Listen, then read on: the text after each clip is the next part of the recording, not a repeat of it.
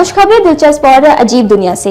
इंसानों की तरह बात करने वाले तोते आम हैं, लेकिन क्या कौवा भी बात कर सकता है? जी हाँ, महाराष्ट्र के पालघर के गांव में कौवे ने उड़ने के करतब से नहीं बल्कि अपने अल्फाज से दंग कर दिया। कौवे की इंसानों की तरह गुफ्तगू करने की वीडियो सोशल मीडिया पर वायरल हो गई। ये सब उस वक्त शुरू हुआ जब मिंगाम माने के दरख्त के नीचे जख्मी कौवे को देखा और इसे घर ले गया। आहिस्ता आहिस्ता कौवे को मंगे खानदान में जगह मिल गई। बच्चे को खिलाने और इसके साथ खेलने के साथ परिंदे को आहिस्ता आहिस्ता खानदान की आदत पड़ गई।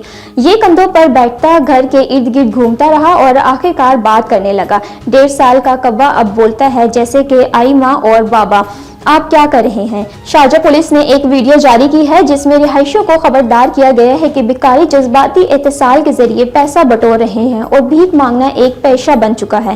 गैर मुल्की मीडिया रिपोर्ट्स के मुताबिक शारजा पुलिस ने एक हकीकी तजुर्बा किया जिसमें एक शख्स को भिखारी का किरदार देकर सड़क पर भेजा गया ताकि ये मालूम किया जा सके कि वो 1 घंटे में कितनी रकम इकट्ठी कर सकता है। वीडियो में देखा जा सकता है कि वो शख्स जो सड़क पर भीख मांग रहा है, एक राहगीर इसकी मदद के लिए इसे रकम दे रहे हैं। हैरानकुन तौर पर सिर्फ 1 घंटे में इसने 377 दरहम तकरीबन 28,000 पाकिस्तानी रुपए इकट्ठे कर लिए। इससे जाहिर होता है कि भिखारी बगैर किसी हकीकी ज़रूरत के लोगों की हमदर्दी का फ़ायदा उठाकर बड़ी रकम कमा सकते हैं।